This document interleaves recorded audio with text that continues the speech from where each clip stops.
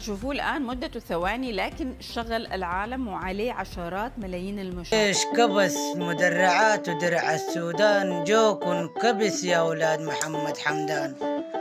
ما قلت رجال فارضين سيطرة على السودان، لملمت أطرافكن وبقيتم عن نسوان. ما قلت أسود وما بالسلم الخزان، بقيتوا الشرد مما تسمع الطيران.